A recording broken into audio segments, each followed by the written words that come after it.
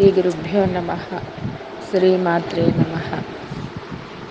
వణత్కాంచీదామ కరికలభ కుంభస్తననతా పరిక్షీణా మధ్యే పరిణత శరశ్చంద్రవదనా ధనుర్బాణాన్ పాసం శృణిమపి దధానా కరతలైః పురస్తాదాస్తాం నః పురమధితుః అహో పురుషిక. ఇక్కడ శంకరాచార్యుల వారికి ఆ అమ్మాయి యొక్క పురుష రూపం కనపడుతుందిట. ఆయన కళ్ళ ముందు నిలిచిందిట. ఎలా ఉందిట పురుషాకారము అంటే, ఇక్కడ ఎందుకు ఆయన కళ అంటే ఆ శివుని యొక్క దర్శనం అయిందనమాట. అంటే శివశక్తైక రూపిణి అనే దానికి నిదర్శనంగా ఆయనకి ఆ స్వామి కనపడ్డారనమాట. అయితే స్వామి ఉన్నారా? కాదుట, ఆ అమ్మలో స్వామి గోచరించాడు ఆయన.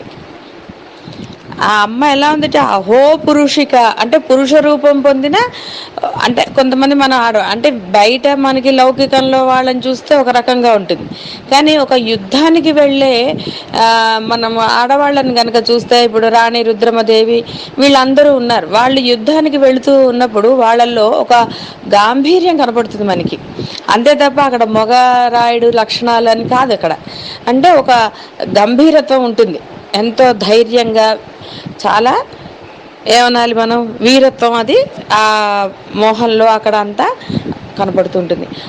ఎలా ఉందిట అమ్మ అప్పుడు ఆవిడకి అంటే ఇక్కడ మనము లౌకికపరమైన అర్థాలు కానీ భావన కానీ అసలు అలాంటివి చేయకూడదండి. ఎందుకంటే ఇక్కడ శంకరాచార్యుల వారు అమ్మ యొక్క ఇది సౌందర్యాన్ని వర్ణిస్తున్నారు కాబట్టి సౌందర్యాన్ని సౌందర్యంగానే భావించాలి తప్ప మనము లౌకికపరమైన స్థాయికి దిగకూడదు. ఎందుకంటే అమ్మ అసలు రూపం లేదు అమ్మకి. ఆ రూపం లేని అమ్మ రూపం పొందింది. అవునా? ఎవరి కోసం? మన కోసమే. ఇక్కడ మళ్ళీ మనకు వస్తుంది అనమాట. ఆ అమ్మని ఎవరు చూడలేకపోయారట. అసలు అమ్మ సౌందర్యంని చూడాలి అంటే శివుణ్ణే ఆశ్రయించాలట. శివుడిలో కలిస్తే తప్ప అమ్మ సౌందర్యాన్ని మనం చూడలేంట. ఇది కేవలం కొంత మేరకు ఆయన భావించి, అంటే అమ్మ అనుగ్రహించి ఆయనకి ఎంతవరకు తన సౌందర్యాన్ని చూపించిందో, అంటే ఇక్కడ ఒక బిడ్డకి ఆ తల్లి యొక్క సౌందర్యం ఎలా ఉంటుందో అలా చూపించారు తప్ప ఇందులో మనము కొంచెం కిందకి దిగి భావించుకునే అవసరం లేదు. ఇక్కడ కేవలం మనం ఆవిడ్ని ఆ తల్లి రూపంలోనే భావించాలి. కాబట్టి ఇక్కడ పురుష రూపం ఎలా ఉందిట, ఆ త్రిపురాసుర అంటే ఆ రాక్షసుని సంహరించిన ఆ శివుని రూపంతో పోల్చారు. కానీ ఇది అమ్మ రూపం కదా, అందుకని ఏమన్నారంటే ఆమె గజ్జల మొలనూలు ధరించిందిట. అవి ఆ కొణత్ అవి ఎలా శబ్దం చేస్తున్నాయిట, మనమంటే గల్లు గల్లు మనంట కాదుట, కొణత్ అనంటే ఆ నడుస్తూ ఉంటే, ఆ అమ్మ నడుస్తూ ఉంటే అంటే ఇక్కడ వయ్యారంగా కాకుండా ఒక గాంభీరంగా నడుస్తుందిట ఆవిడ, ఒక వీరనారి నడిచినట్టుగా. నాకు మీరు కాశీలో ఇచ్చిన అమ్మని చూస్తే అలాగే ఉంటుంది, అహో పురుషిక లాగా అనిపిస్తూ ఉంటుంది ఆవిడ. అంటే అందులో వయ్యారము గాంభీర్యం అన్నీ మిళితమైనట్టుగా అనిపిస్తూ ఉంటుంది. ఆ విధంగా అమ్మ అలా ఉంటుందిట. ఆ అమ్మని అలా వర్ణించారు. అంటే ఆవిడ యొక్క స్థనాలు అలాగా. అంటే ఇక్కడ స్థనాలు అనగానే మనము మామూలుగా భావించకుండా ఆ స్థనాలే మనకి రక్షలు, జీవనాధారాలు. సూర్యచంద్రులు అనుకుంటున్నాం కదా, ఆ సూర్యచంద్రులు ఆ సూర్యచంద్రులనే అమ్మ పెట్టకపోతే మన బతుకులు ఉండేవా? ఉండవు. సూర్యుని వల్ల మనకి పంటలు, ఇవన్నీ చంద్రుని వల్ల ఔషధులు, ఇవన్నీ జరుగుతున్నాయి. మన జీవనాధారాలు ఆవిడ యొక్క స్థనము. అంటే ఒక బిడ్డకి ఎలా అయితే ఆ స్థనం వల్లే వాడు కొంత, అంటే 1 సంవత్సరమో 2 సంవత్సరాల వరకు వాడు ఆ స్థనాన్ని పానం చేసే వాడు జీవితం గడుస్తుంది. ఆ తర్వాత వాడికి లౌకికమైన అన్నాలు అవన్నీ. ఆ విధంగా ఇక్కడ అమ్మ యొక్క స్థనాలు అంటే ఆ విధంగా మనం భావించాలి తప్ప అన్యథ మనం భావించకూడదు. అలా ఉందిట ఆ పురుష రూపం, ఎలా ఉందిట అహో పురుషిక. ఎంత బాగుంది, విడదీసే చదవండి మీరు. పురమధుతురు అహో పురుషిక అనకండి, పురమధితు అహో పురుషిక. అహో పురుషిక, అబ్బా అమ్మ ఎంత బాగుందమ్మా నీ పురుష రూపం కూడా అన్నట్టు ఆయన. అంటే అమ్మాయి పురుష రూపం అంటే ఏదో వేరేగా భావించకండి. అంటే ఆ వీరత్వం కనపడుతున్న అమ్మలో కూడా ఎంతో అందం దాగుందిట. అసలు చెప్పలేనంత అందంగా ఉందిట ఆ అమ్మ కూడా. ఆ రూపాన్ని వర్ణిస్తున్నారు ఇక్కడ సౌందర్య లహరిలో, అమ్మ యొక్క ఆ రూపాన్ని. ఎలాగ మళ్ళీ ఇవన్నీ కూడా మళ్ళీ ఇక్కడ కూడా ఆవిడ అన్ని ధరించింది. అయితే ఇక్కడ ఏమో యుద్ధానికి వెళ్ళేటట్టుగా ధరించలేదుట. మళ్ళీ ఆవిడ చేతిలో ధనుర్బాణాలు, పుష్పబాణాలు ఇవే ఉన్నాయి కానీ వేరేవేమీ లేవుట. చెరుకు విల్లు, పుష్పబాణము, పాసము, అంకుశం అంటే ఒక లలితా రూపాన్నే వర్ణించారు. కానీ ఎలా ఉందిట, గంభీరంగా ఉందిట ఆ అమ్మ రూపం. కాబట్టి భావించుకోవటం కొంచెం కష్టంగా అనిపించినా ఈ రూపాన్ని ప్రయత్నం చేయండి, తప్పేం లేదు. లేకపోతే అమ్మ మాకు ఆ రూపం గుర్తు రావట్లేదు, లలితమైన నీ రూపమే వస్తోందమ్మ అంటే అది తప్పులేదు. మనకి ఏ రూపం ఇష్టమైతే అమ్మ ఆ రూపంలోనే ఉంటుంది. కాబట్టి మనకి నచ్చిన లలితా త్రిపుర సుందరినే భావించుకోవచ్చు. కాకపోతే ఆ అమ్మ యొక్క అంటే శివుడు అమ్మ కలిసి అక్కడ శివుడి యొక్క గాంభీర్యం కనపడుతోందిట, వీరత్వం కనపడుతోందిట, కానీ అమ్మ రూపంట అది.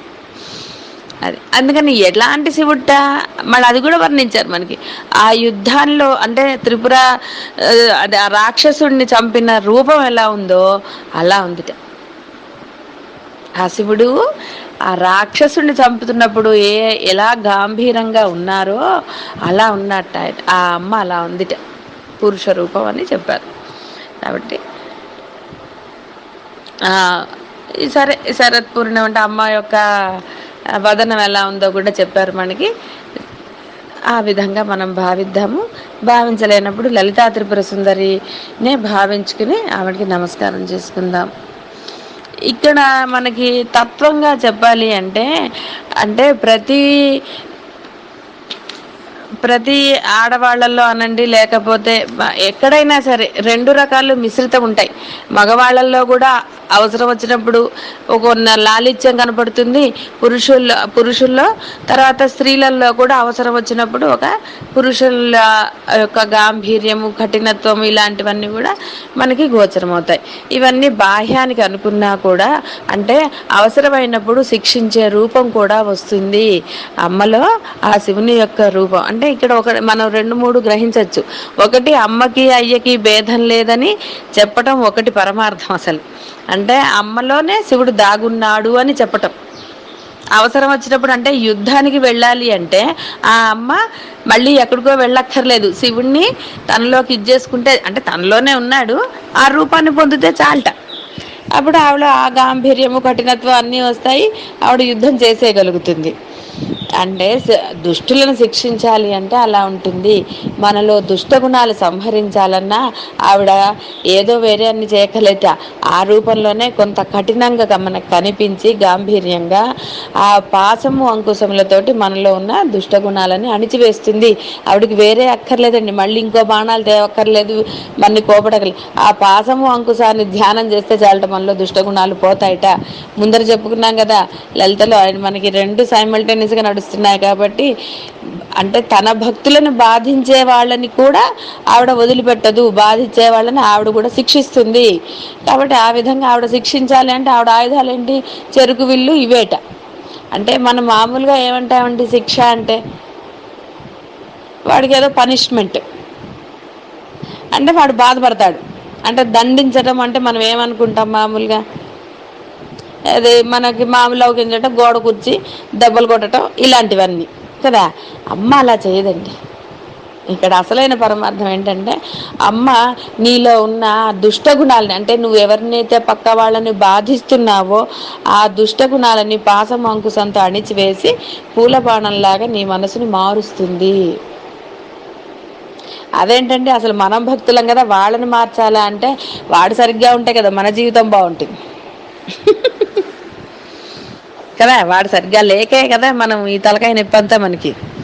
అదే కదా మొత్తుకున్న అమ్మ వాడు బాధ పెడుతున్నాడని. వాడు బాధ పెడుతున్నాడు అంటే వాడిని శిక్షిస్తే వాడికి తెలుస్తుంది అమ్మ నన్ను శిక్షిస్తుంది అని, తెలియదు కదా. అందుకని ఏం చేస్తుంది అమ్మ, వాడి మనసు మారుస్తుందిట. ఎందుకంటే రాక్షసులని శిక్షిస్తోంది అంటే వాడు ఏ జన్మలోనో పుణ్యం చేసుకుంటే కదండి ఆ రాక్షసులు అమ్మ చేతిలో యుద్ధం చేస్తారు, అమ్మ చేతిలో మరణం పొందుతారు, ఏదైనా జరగండి. కృష్ణ పరమాత్మ ఎంతో మంది రాక్షసులను మోక్షం ఇచ్చాడా లేదా? ఇది అంతే.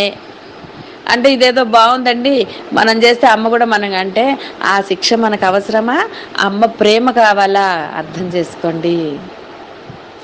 మనం ఇక్కడ ఏమంటున్నాము, వాళ్ళ మనసు మారుస్తుంది తప్ప అది అమ్మ వైపుకు తిప్పుకుంటుందని చెప్పట్లేదు. కేవలము ఆ అమ్మ దుష్టగుణాలని తన పాశమంకుశాలతో అణిచివేసడం అంటే మళ్ళీ ఉంటాయని కాదు, తీసివేసి మనసుని ఇది చేస్తుంది అంతేగా తప్ప తన దారిలోకి తెచ్చుకుంటుంది, తన దగ్గరకు వచ్చుకుంటుందని అమ్మ చెప్పట్లేదు. కాబట్టి ఇక్కడ మనం గ్రహించవలసిందేంటి, అలాగా ఆ అమ్మ వాళ్ళని మారుస్తుంది తన యొక్క ఆ ఆయుధాల చేత. మన్ని ఆవిడ తన దగ్గరికి తీసుకెళ్ళడానికి మార్గాన్ని సుగమం చేస్తుంది. శుభం భూయాత్. సర్వం శ్రీ మాతృచరణారవిందార్పణమస్తు.